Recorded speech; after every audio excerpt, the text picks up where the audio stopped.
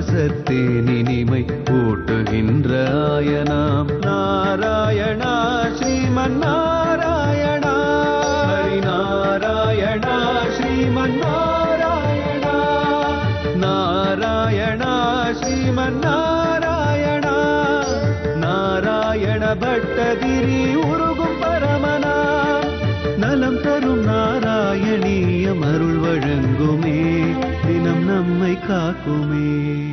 பவத் பக்திஸ்தாவத் பிரமுக மதுரா தத்குணரசாத் கிமப்யாரூடா சேத் அகில பரிதாப பிரசமணி புனசால்தே ஸ்வால்தே விமலமரிபோதோதயமிலந்தே மகானந்தாத்வைதம் திசதி கிமத பிரார்த்தயமபரமோ. மூன்றாவது தசகத்தினுடைய 6வது ஸ்லோகத்தை ஆரம்பிச்ச நாராயண பட்டத்திரி குருவாயூரப்பனிடத்துல, கிருஷ்ணா, எங்களுடைய பக்தின்றது சிறிய வயதிலேயே ஏற்படணும், உன்னிடத்துல அது வைராக்கியத்தை ஏற்படுத்தக்கூடுவதாக இருக்கணும்.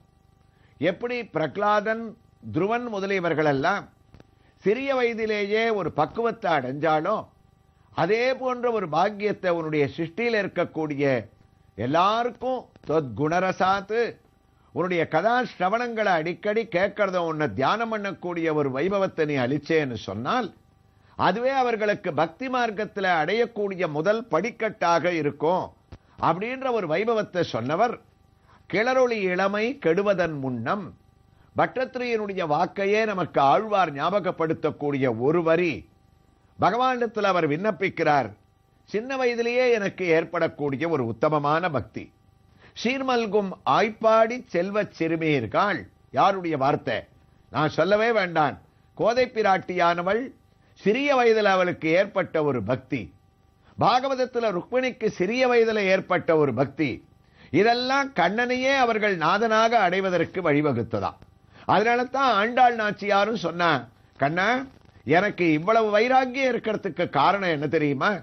ஒன்னத்தான் அடைவேன்னு பிடிவாத வரத்துக்கு எனக்கு என்ன ஒரு சிந்தனை எனக்கு தூண்டுகோலாக இருந்தது தெரியுமா?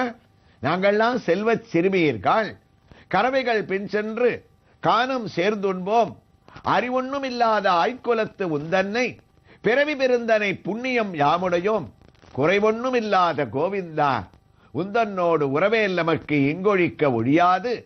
நாங்கள்லாம் யார் தெரியுமா? அறியாத பிள்ளைகளோம் அன்பினால் உந்தன்னை சிறு பேர் அழைத்தனவும் சீரி அருளாதே. அறியாத பிள்ளைகள் தான். ஆனா எதை அறியாத பிள்ளைகள் நாங்கள்? அஞ்ஞானத்தை அறியாத பிள்ளைகள், அதர்மத்தை அறியாத பிள்ளைகள், நல்லதையே செய்யணும்ன்றத அறிஞ்ச ஒரு பிள்ளைகள். சிறிய வயதிலேயே எங்களுக்கு உன்னுடைய சிந்தனையானது ஏற்பட்டால் அந்த ஏற்பட்ட ஒரு மனோபாவத்தோட பக்தி பாவத்தை கையில பிடிச்சுண்டு கண்ணனை தவிர வேற கதியிலேன்னு அறிந்த பிள்ளைகள். அதனால எங்களுக்கு ஒன்னை தவிர வேற எந்த சிந்தனையையும் அறியாத பிள்ளைகளும். அப்படி ஒரு பக்தி எங்களுக்கு ஏற்படுவதற்கு சிறிய வயதிலேயே ஏற்பட்ட ஒரு பரிபக்குவம்.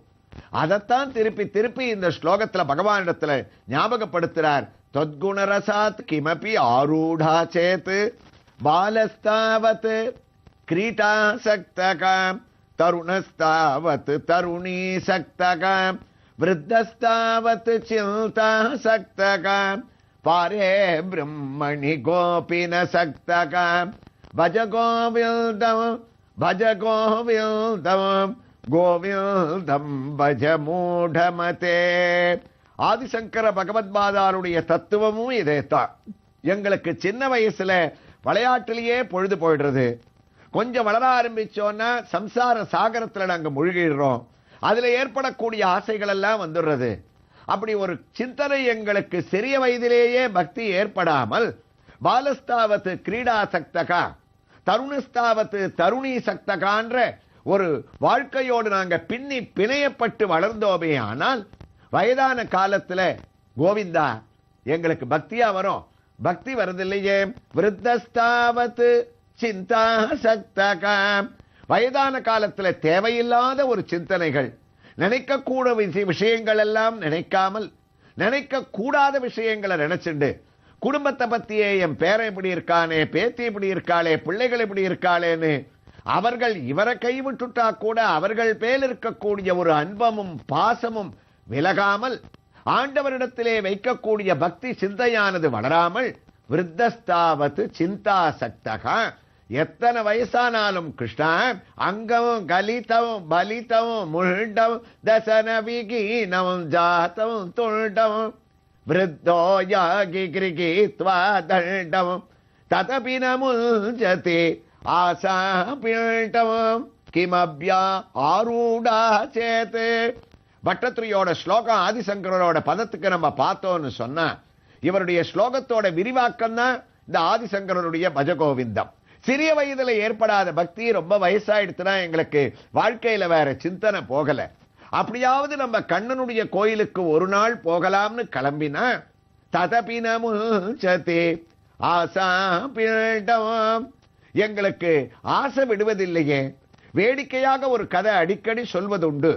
அதாவது ஒரு வயதான காலத்துல ஒருத்தர் சின்ன வயசுல இருந்தே பக்தி கிடையாது, 90 வயசு, இன்னைக்காவது கிருஷ்ணன் கோயிலுக்கு போய் அந்த வேணுகோபாலனை தரிசனம் பண்ணிட்டு வரலாம்னு பேரனை கூப்பிட்டார். அந்த குடும்பத்துல பக்தி இருந்தா தானே அவனுக்கு வரும். தாத்தா, என் வயசுல நீ கோயிலுக்கு போகலையே, இப்ப என்ன மாத்திரம் இது கூப்பிடுற, உனக்கு வேணா தரிசனம் பண்ணிட்டு வான்னு அனுப்பிச்சுட்டான். கையில தடியை எடுத்துண்டு தத்தி தத்தி நடக்க முடியாம நடக்கிறதுக்காக அவர் தெருவுல இறங்குறார். கோயில் 10 அடி வச்சா வந்துடும். அப்ப இந்த 2வது அடி எடுத்து வைக்கச்சே இந்த வயசானவருக்கு கால்ல ஏதோ ஒரு கல்லு சுருக்குன்னு குத்தித்தான். என்னடா இது கல்லு குத்துறதே, ரோடெல்லாம் சரியா போட மாட்டாளா, வயசானவா இப்படி கோயிலுக்கு வரமேன்னு அன்னைக்கு தான் அவரே கோயிலுக்கு கிளம்பி இருக்கார். இருந்தாலும் இவர் மற்றவர்களை குறை சொல்லிண்டு குனிய முடியாம குனிஞ்சு தன் காலை தூக்கி அந்த கல்லை எடுத்து பார்த்தாராம். பார்த்தா என்ன ஆச்சரியம், குத்தினது சாதாரணமான ரோடு கல்லு இல்ல, பல பல பல பலன்னு ஒரு வைரக்கல்லு குத்தி இருக்கு. அப்பத்தான் இந்த கிழவருக்கு ஆசையா, கிருஷ்ணா என் பேர்ல உனக்கு கருணையே இல்லையாடா, உன் கோயிலுக்கு கிளம்பி வந்தனே, குத்தினதுதான் குத்தித்த, ஒரு கல்லுல ஒரு கால்ல ஒரு கல்லு தானா குத்தணும், 2 கால்லையும் 4 கல்லு குத்திந்தா என் வாழ்க்கை வசதியா இருக்குமேன்னு ததபினமுச்சதி ஆசா பீட்டவும். கிருஷ்ணா, சின்ன வயசுல ஏற்படாத பக்தி வயசான காலத்துல ஆசையோட பாதையிலேயே எங்களுடைய வாழ்க்கையை அப்பவும் செலுத்துறதே தவிர எங்களுக்கு வைராக்கியத்தை ஏற்படுத்தலையே. அப்ப அந்த வைராக்கியம் ஏற்படணும்னா பஜகோவிந்தம் பஜகோவிந்தம் கோவிந்தம் பஜ மூடமதே, கோவிந்தனுடைய ஒரு ஸ்மரணத்தை நீங்கள் அடையுங்கள்னு இத்தனை மகான்கள் சொன்னதை ஒரு பதத்துல சொல்லிட்டார் நாராயண பட்டத்திரி. தொத்குண ரசாத்து கிம் அப்யா ஆரூடா சேத்து, சின்ன வயசுல எங்களுக்கு பக்தியை கொடுத்துடுறா, அந்த பக்தி தாண்டா எங்களுக்கு கடைசி வரைக்கும் நிலைக்கும்னு அவருக்காக கேட்கல, அவர் நமக்காக நாராயணியத்துல இந்த தத்துவத்தை உபதேசம் பண்ண இந்த வைபவங்களை நம்மோடு இந்த திருக்கோயில்ல நாம இப்ப உள்ள நுழைஞ்சது உங்களுக்கு ஞாபகம் இருக்கும். ருக்மிணி சத்யபாமா சமேத வேணுகோபால சுவாமி. ஆம், நந்தம்பாக்கம் குன்றத்தூரிலிருந்து ஸ்ரீபெரும்புதூர் செல்லக்கூடிய ஒரு வழியிலே, குன்றத்தூரிலிருந்து சுமார் 6 கிலோமீட்டர் தூரத்திலேயும் ஸ்ரீபெரும்புதூரிலிருந்து 12 கிலோமீட்டர் தூரத்திலேயும் அமைந்திருக்கக்கூடிய இந்த திருக்கோயிலுக்குள் நாம் உள்ளே நுழைந்து விமானத்தை வலம் வர ஆரம்பிக்கின்றோம்.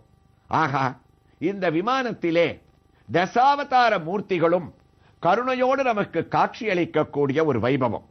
ஒவ்வொரு புறமும் 5 மூர்த்திகளாக வேதத்தை வேதான் உத்தரத்தே இச்சா மீன என்று வேதத்தை ரட்சிப்பதற்காக அவதரித்த மீனுருவம் தாங்கிய, எந்த மத்ஸ்யம் தொட்டு நாராயணியத்தை ஆரம்பித்தால், மத்ஸ்யாவதாரத்தை நினைத்துக் கொண்டு நாராயணியத்தை ஆரம்பித்தால் உன்னுடைய வியாதி நீங்கிவிடும் என்று எழுத்தச்சன் என்ற ஒரு ஜோசியர் சொன்ன வார்த்தையை கேட்டுக்கொண்டு மத்ஸ்யம் தொட்டு பாகவத சாரமான நாராயணியத்தை பட்டத்திரி பாடிக்கொண்டிருக்கின்றாரோ, அந்த மத்ஸ்யாவதாரம் தொடர்புடைய பகவான் இங்கு விமானத்திலே மத்ஸ்யமூர்த்தியாக சேவை தர, அந்த உத்தமமான பார்க்கடலிலே நமக்கு அமிர்தம் கிடைப்பதற்காக தேவதைகளுக்கும் அசுரர்களுக்குமாய் பகவான் அந்த மந்திரமலையை தன்னுடைய ஓட்டிலே தாங்கிக் கொண்டு கூர்ம மூர்த்தியாக உலகத்தினுடைய பாரங்களை எல்லாம் தாங்கக்கூடியவன் நான் என்று காட்டக்கூடிய ரூபத்தோடு இருக்கக்கூடிய திவ்ய தரிசனம். பூமாதேவியை காப்பாற்றிய பூவராகமூர்த்தி, யஜ்ஞவராகமூர்த்தி, வராகமூர்த்தி என்று நாம் பலவாறு கொண்டாடக்கூடிய வராகம். அடுத்ததாக பள்ளியில் ஓதி வந்த தன் சிறுவன் வாயிலோர் 1000 நாமம் என்று உலகத்திலே அனைத்து இடத்திலேயும் இன்றும் நாம் நரசிம்ம கர்ப்பனாக இருக்கின்றேன். கருவறையில் மட்டுமல்ல, இந்த விமானத்தில் மட்டுமல்ல, தட்டியதோறும் வருவன் நரசிங்கன் என்ற ஒரு தத்துவத்தை காட்டிய நரசிம்ம மூர்த்தி உலகத்திலே யாராக இருந்தாலும் மற்றொருவனுக்காக தான் கையேந்த கூட தயங்கக்கூடாது என்று உதவி புரிய வேண்டுமானால் நாம் மற்றவருக்காக கையேந்தலாம் என்ற தத்துவத்தை காட்டிய இரக்கமன் கொடுத்தவர்க்கு இரக்கமொன்றுமின்றியே பறக்க வைத்தழுந்து கொண்ட பர்பபாதனான வாமன மூர்த்தி இங்கு அழகான நமக்கு திவ்ய தரிசனத்தை அளிக்க இந்த தசாவதார மூர்த்திகளை தரிசித்துக் கொண்டு நம்மை சற்றே நம்முடைய கண்ணை மேலே செலுத்தினோமே ஆனால் ஆகா, இவர்களுக்கு மேல் ஆதிசேஷன் மேல் அமர்ந்த திருக்கோலத்தில் ஒரு மகாவிஷ்ணு ஒரு திருவடியை தொங்கவிட்டுக் கொண்டு ஒரு திருவடியை காலை மடக்கி வினோதமான பாவத்திலே ஆதிசேஷன் மேல் தூக்கி வைத்துக் கொண்டு ஒரு கை அபயகஸ்தமாகவும் மற்றொன்று அங்கு ஆதிசேஷன் மேல் அவனை ஊனிக்கொண்டு இருக்கக்கூடிய திவ்ய ரூபமாகவும் இருக்கக்கூடிய மகாவிஷ்ணுவனுடைய திவ்ய தரிசனம். இந்த வைபவம் எதை காட்டுகின்றது?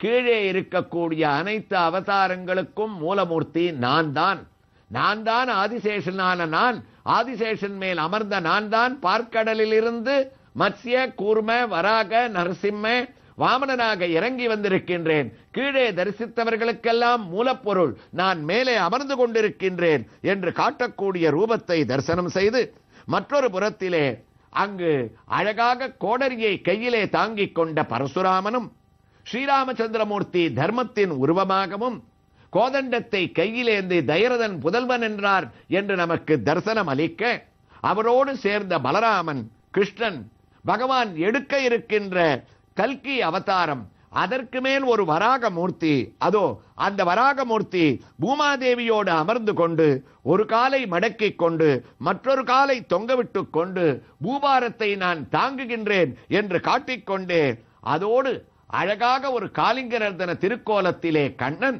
5 தலைக்கு மேலே ஒரு கையிலே அவர் வாளை பிடித்துக் கொண்டு காளிங்க நர்தனம் ஆடக்கூடிய தசாவதார மூர்த்திகள் வராக மூர்த்தி, ஆதிசேஷன் மேல் அமர்ந்த மகாவிஷ்ணு, காளிங்க நர்தனான கண்ணன்.